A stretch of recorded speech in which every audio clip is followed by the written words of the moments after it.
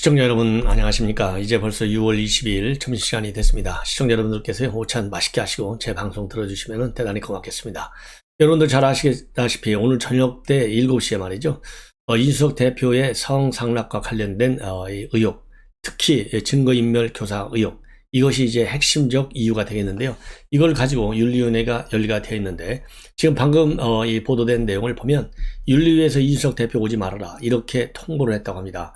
뭔가 이준석 대표에게 대해서는 상당한 불길한 신호가 아닌가 이런 생각이 드는데, 이와 관련된 이준석 대표와 그 다음에 측근들의 반응을 여러분들께 정리해 드리고요. 김종인 전 선대 상임위원장 상당히 좀 뭐라 그럴까요, 화가 나 있는 것 같아요. 이준석 당 대표를 갖다가 뚜렷한 근거도 없이 이렇게 윤리위에 회부해서 징계하겠다는 게 말이나 되냐, 이러한 입장문을 내놓고 전역 전 의원의 경우에는 이와 반대로 최소한도 당원권 정지 이상의 조치가 내려져야 되겠다, 이런 입장을 내놓고 있습니다. 자, 그래서 이준석 대표의 이 성 문제와 관련된 윤리 관련 동향 여러분들께 쭉 정리해 드리도록 하겠고요. 그 다음에 맨 먼저요, 오늘 이제 수요일인데 수요일날 알렌서치 뉴스 핌의 의뢰로 인해서 의뢰를 통해서 지난 6월 18일하고 21일 3일간에 거쳐서 조사한 내용인데요. 제가 보기에는 윤석열 대통령이 취임한 이후에 첫 번째 데드크로스 현상이 나타났습니다. 물론 뭐 수치는 별거 아니에요. 47.9대 부정평가가, 이 긍정평가는 47.6이기 때문에 0.3% 차이기는 하나, 어쨌든 간에 뭐 이 조사의 신뢰성 여부를 떠나서 일단 부정평가가 나온 점에 대해서는 이 대통령 실을 비롯한 정부 당국에서요, 각별히 좀 뭐라 그럴까요, 전반적으로 지금 이제 한 달 조금 넘었는데, 한 달 열흘 됐는데, 지난 한 달 열흘, 그러니까 한 40여일간의 국정 운영 실태를 전면적으로 한번 조용하게 이 복귀해 볼 필요가 있지 않나, 이렇게 생각이 들고요. 그 다음에 뉴스핌 이 알렌서치 측에서 얘기는, 이렇게 지지율 하락이 갑자기 이루어진 이유는 바로 이 주식세가 계속 빠지고 또 물가가 올라가고, 그래서 경제적인 불안감이 상당히 영향을 주는 것이 아니냐, 이렇게 평가를 하고 있습니다. 그런데 여기서 보면요, 이 전주에서는 긍정평가가 52.5였어요. 그래서 4.9%나 빠졌고, 그리고 부정평가는요, 이 43.0에서 47.9로 올라갔기 때문에 4.9포인트가 똑같이 올라갔어요. 연령대별로는요, 역시 긍정평가율은 60대에서 제일 높게 나타났고, 부정평가는 40대에서 제일 높게 났고, 50대, 30대 순이 되겠습니다. 그리고 20대의 경우는요, 이 긍정이 살짝 높아요. 49.4대 부정이 48.4입니다. 그리고 주목할 만한 점은요, 이 호남이야 뭐 여전히 부정평가 항상 높을 수밖에 없는데, 충청도에서 부정평가가 긍정평가보다 높아졌습니다. 52.4가 나왔습니다. 자, 이번에는 이제 본격적으로 이준석 대표의 징계 문제와 관련해서 말씀을 드리겠는데, 여러분들께 제가 심야 방송을 통해서 1차 보도해 드린 바 있는데요. 어젯밤에 심야에 이준석 대표가요, 본인의 심경을 표현하는 입장문을 짤막하게 내놨어요. 결국 뭐라고 내놨냐면, 결국 그에게도 포에니 전쟁보다 어려운 게 원로원 내의 정치싸움이었다. 망치와 모르도 전장에서 쓰이는 것이지만 안에 딱 들어가면 뒤에서 찌르고 머리채 잡는 것 아니겠냐, 이렇게 얘기를 했는데요. 여기에서 그에게도 어려운 게 원로원 내부 집안 싸움이었다는 거 아니에요. 그래서 여기서의 그는 이 당시 역사적으로 보면 이 포에니 전쟁에서 명성을 떨친 카르타고의 명장 한니발 장군을 일컫는 것인데, 이 한니발 장군은요, 여러분들 뭐 잘 모르시는 분이 아무래도 많을 거예요. 로마 제국하고 카르타고의 제2차 포에니 전쟁 당시에 28살 나이로 이 카르타고 군을 이끌면서 알프스 산맥을 넘어 로마 심장을 공격한 최고의 전략가로 명성을 높인 바로 한니발 장군입니다. 그래서 이 로마의 명장 스키피오의 지구전에 말려서 이 한니발 장군이 결국은 패배했어요. 그럼에도 불구하고 로마에서 이 한니발 장군을 최고의 명장으로 평가합니다. 그런데 이 패전 후에 행정관에 취임했는데요, 이 한니발은 당시에 국가재정을 복귀시키기 위해서 이 귀족들의 기득권을 철폐하는 내정 개혁을 단행했어요. 그러나 결국은 여기에 반대하는 원로원들의 기득권 세력 음모에 휘말려서 결국 독주를 마시고 자살했습니다. 이게 상당히 의미심장한 이 비교의 글인데 말이죠. 여기에서 왜 한니발 장군을 언급했을까요? 이 한니발 장군에 버금가는 사람이 이제 이준석 대표. 그러니까 로마군한테 지기는 졌지만 결국은 뭐라 그럴까요? 로마도 인정한 그런 명장인데, 그래서 이준석 대표 지금 야당에서도 인정하는 거 아니에요? 우선 선거를 2번이나 이겼기 때문에 그런 평가를 받잖아요. 그럼에도 불구하고 내부 집안 싸움 때문에 자기가 이렇게 지금 코너로 몰리고 있다. 이러한 심경을 비하고 억울함을 토로한 것이다 라고 보여요. 뭐 그렇다고 해서 이 한니발 장군이 나중에 결국 이제 독주를 마시고 자살했는데 이런 뭐 극단적 선택을 하겠다라는 점을 뭐 상징하는 건 아니고 그 과정을 상징하는 것이 아닌가, 상징적으로 표현해 주는 것이 아닌가, 이런 생각이 드는데, 문제는 뭐냐, 이 1, 2위에서 말이죠, 이 김철근 정무실장은 와라 이렇게 했어요. 소환하겠다는 입장을 전달을 했습니다. 왜냐면은 대전에 새벽 1시에 내려가 가지고 이 피부과 쪽에 그러니까 장모이사죠. 이 사람이 입막음을 하려고 7억 투자를 약속했다 이거 아니에요? 그래서 이게 이제 증거를 인멸하려고 그랬다. 그럼으로써 이게 이제 오늘 윤리의 핵심이 되는데, 김철근 정무실장은 오라고 했는데 이준석 대표에게는 오라고는 안 했는데 본인이 가겠다라고 한 거예요. 그런데 지금 이제 이 보도에 따르면은 오늘 이제 이준석 대표가요, 여의도에 있는 한 호텔에서 열린 언론사의 행사에 참석했다고 합니다. 거기에서 뉴스1 통신사하고 만나가지고요, 윤리위로부터 출석 요구를 받았냐, 이렇게 물어보니까 저는 출석 요청을 했는데 거절당했다 이렇게 밝혔어요. 예, 그러면서 윤리위 징계 의지가 상당히 강하다는 말도 있는데 어떻게 생각하냐 물어보니까 그거에 대해서는 그것도 모르고, 다만 그걸 윤리위가 말하는 것 자체가 이상하고 어디 누구인지 모르겠지만, 그러면서 당내 배후 세력이 있다고 보냐라는 질문과 관련해서는 따로 답을 안 했어요. 이 얘기는 결국 뭡니까? 배후 세력이 있다는 얘기고 강하다는 말이 있는데 누군지 모르겠다 이 얘기는요, 강하다는 말이 있다는 것은 사실이다 이렇게 시인하는 거나 마찬가지가 아니겠습니까? 이와 관련해서요, 이준석 대표 측 관계자가 뉴스원에 대해서 얘기한 걸 보면, 김철근 정무실장은 출석 요청이 있었지만은 이 대표에게는 출석 요청이 없었다. 이 대표가 윤리위에 나도 가겠다는 식으로 의사를 전달했더니 윤리위에서 안 와도 된다라고 한 걸로 알고 있다. 김 실장에 대한 징계안이 처리가 되면 어떡하냐 이렇게 물어보니까요, 언론이 저는 아무것도 모르는데 김 실장이 징계되면 이 대표도 책임에서 자유로울 수 없다는 시각도 있다. 그러니까요, 저는 윤리위가 뭐 하는지 아무것도 모른다 라고 대답을 하고 있습니다. 그래서 지금 이제 뉴스1에 뉴스1에다가 이준석 대표와 그 측근이 발표한 내용을 전반적으로 딱 보면 우선 불리한 징계 결정이 내려올 가능성이 큰 것이 아니겠느냐, 일단 그렇게 판단이 됩니다. 그러다 보니까요, 이 전효욱 의원이 이제 뭐라고 비판을 하고 있느냐, 이 전효욱 의원 뭐 요즘 이준석 대표 그 다음에 이제 피살 공무원과 관련된 당시 여권의 동향에 대한 비판, 이런 거에 상당히 가열차게 이제 비판을 하고 있는데요. 한마디로 해서 징계 수위가 당원권 정지 수준에서 나와야 합당한 것 아니냐, 이렇게 YTN에 나와서 입장을 밝혔어요. 이런 걸로 우리가 이야기하는 것 자체가 국민의힘이나 지지자들에게는 굉장히 치욕적일 것이고, 이게 지금 벌써 몇 개월째이냐 그러면서요, 이 대표가 세상에 가장 필요가 없는 쓸데없는 것이 이준석 걱정하는 것이라는 말을 했는데, 본인이 계속해서 자신의 처지에 대해서 일종의 국민들의 주의를 끌기 위해서 여러 가지 행동이나 언행을 하는 것 같고, 딱 한 가지 목표를 향해서 아주 애를 쓰면서 달려가고 있다고 본다. 그러면서요, 여의도의 힘센 낡은 꼰대들이 힘없고 젊은 참신한 이준석 대표를 내쫓으러 간다. 대선과 지선을 다 내가 잘해서 승리했는데 이제 수행이 끝났다고 삶아 먹히게 된 신세, 토사구팽이 됐다 이렇게 하면서 나 불쌍해요, 나 억울해요 이렇게 보이려고 굉장히 애를 쓰고 있는데, 이 이준석 대표 앞에 놓인 현실은 매우 냉혹하다 이렇게 현 상황을 진단을 하고 있어요. 그러면서 토세구팽이 아니라 이 대표의 자업자득이고 유괴된 소년도 아니고 또 누가 등 떠밀고 속여서 납치한 건도 아니다.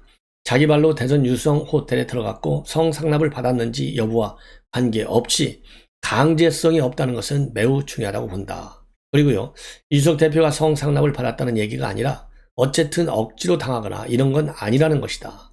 윤리위가 지금 가장 중요하게 보는 것은 공소시효가 지난 성상납의 여부보다는 이 성상납을 은폐하려고 애썼는가, 또 은폐하기 위해서 누구를 움직였는가의 문제다. 그리고요, 새벽 1시에 이익관, 즉 이준석 핵심 관계자는 말이죠. 이익관 중에 이익관인 김철근 정무실장을 보낸 사람이 이 대표였는데, 김철근 정무실장이 7억 각서와 자기 이름과 전화번호를 써줬는데 장모이사가 오케이 했다. 김철근 실장을 보고 이렇게 했을까? 아니다 이거죠.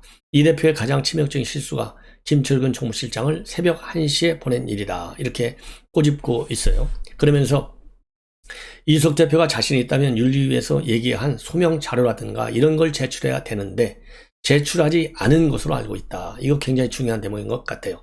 새벽 1시에 갔다는 사실, 그리고 소명 자료를 이준석 대표가 제출하지 않았는데, 이거는 뭐 여러분들께도 저도 중간에 보도해드린 바 있습니다만은, 소명 자료를 제출하라. 7억과 관련해서 7억 투자 유치와 관련해서 이거를 갖다가 한기호 사무총장한테 기조국에서 보고했다는 거 아니에요. 그래서 한기호 사무총장이 깔아뭉개라 이렇게 해서 제출하지 않았다라고 되어 있어요. 현재까지는.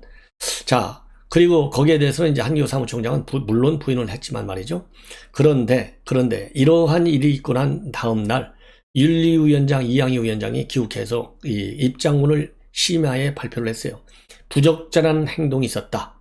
왜 소명하지 않느냐? 이렇게 비판했거든요. 요 내용을 다시 얘기하는 거예요. 그래서 이 대목이 오늘 윤리위원회에서의 중징계가 나올 가능성을 시사하는 굉장히 중요한 단서가 아니겠느냐. 이렇게 판단을 할 수 있을 것 같습니다. 그래서요, 지금 윤리위에서는 당 대표로서 품위유지를 위반했느냐 안 했느냐, 이게 가장 중요한 문제의 핵심이다. 이렇게 주장을 하고 있습니다. 그리고 우리요, 오늘 저녁 7시 동일 시간에 이 가세넷에서는요, 이준석 당 대표, 이준석 대표의 유성 관광호텔 입실과 관련된 CCTV를 전격적으로 공개할 예정으로 있는데, 이 얘기는 결국 뭡니까? 이 강용석 지금 변호사가 이준석 윤리의 징계 심의 시작을 계기로 해서 강한 압박을 하는 차원에서 이 CCTV를 공개하겠다는 거 아니겠느냐, 이렇게 판단이 들고, 이 CCTV 공개 관련해서는 그게 나의 성 문제하고 성상납 이 문제하고 도대체 무슨 관계가 있는지 알아먹을 수가 없다. 상당한 불만을 이준석 대표가 이미 표현을 한 바 있고요. 오늘 이 전 의원의 이런 비판도 상당히 뭐라 그럴까요? 이 여론에도 그렇고 윤리의 심의에도 영향을 줄 가능성이 있지 않나, 이런 생각이 들고요. 마찬가지 김종인 전 위원장이 오늘 CBS 라디오에 나와서 또 한마디 했어요. 뭐라고 얘기했느냐? 징계 논의에 대해서요, 당 대표를 갖다가 징계하는 과정 속에서 뚜렷한 증거도 없이 무슨 놈의 그냥 막연하게 부민이 어쩐 일에서 판단할 수는 없는 것이다. 굉장히 불만이 많아요. 그러면서 이 대표가 한 두어 달 전에 윤리위에 회부된 것에 대해서도 납득이 되지 않는다. 그리고 윤리의 판단을 정확한 증거가 확보된 다음에 해야 되지 않겠느냐. 그리고 경찰 조사가 끝날 때까지는 판단할 수는 없다. 이렇게 아주 강하게 입장을 내놓고요. 그리고 윤리가 이제 경찰 수사하든 하는 게 아니라 당 품위를 훼손했는지 여부로 국민 눈높이에서 보겠다, 이런 입장을 밝혔잖아요. 이양희 위원장이. 이것도 말이 되는 소리가 아니다. 말이 안 되는 소리다. 이렇게 강하게 반박을 하고 있습니다. 그리고요, 최소한도 경고 아니면 당원권 정지 징계가 내려질 것이다. 이런 전망과 관련해서 그거야 그런 거 희망하는 사람들의 얘기가 아니겠느냐. 그걸 밖에서 객관적으로 보기엔 소위 당권 싸움을 위해서 하는 것 아니냐는 인식을 가질 수밖에 없고, 당권과 관련해서가 아니면 이런 사태가 일어날 수도 없다. 그리고요, 만약에 이준석 대표가 실질적으로 징계를 받는다고 했을 적에 당이 아마 치명적 결과가 나올 것이고, 일반 국민들이 이 대표가 젊은 나이에 당을 대표하는 사람이 됐기 때문에 사람들이 좀 과거와 달라질 것이다, 이런 기대를 했는데, 이제 그렇게 되면 기대도 사라지고 옛날 새누리 당으로 돌아가는 것이다. 당의 모습이 그렇게 갈 것 같으면 다음 총선 기약할 수가 없다. 이렇게 일격을 가하고 있습니다. 그리고 윤석열 대통령의 도스태핑 기자 질의 답변과 관련해서요, 윤 대통령이 정치를 오래 했던 분이 아니라서 정치인들이 쓰는 말에는 익숙함이 없어서 그런지 아침마다 출근길에 얘기를 하면 거기에서 그냥 별로 생각하지 않고 툭툭 뱉는 그런 답변을 하고 있는데, 그렇게 별로 세련되지 못하지 않았나 생각이 든다. 이 기본적으로 윤석열 대통령에 대해서는요, 상당히 비관적 시각을 그대로 가지고 있는 것 같습니다. 그러면서요, 대통령이 마련하는 게 그렇게 가벼우면 안 된다고 생각하는데, 대표적인 예가 내가 대통령 처음 해봐서 잘 모르겠다. 이런 얘기는 절대로 해서는 안 되는 얘기고 일반 사람들이 얘기하는 식으로 그렇게 얘기해서는 안 된다. 그러니까 내가 대통령 처음으로 해봐서 잘 모르겠다. 이 좀 무책임하다 이런 인식을 갖고 비판하는 것 같습니다. 그러면서요. 내가 보기엔 앞으로 얼마간 하다가 아마 본인 스스로가 이거 이렇게 해서는 안 되겠다. 그런 판단을 할 시기가 올 거라고 본다. 이렇게 얘기했어요.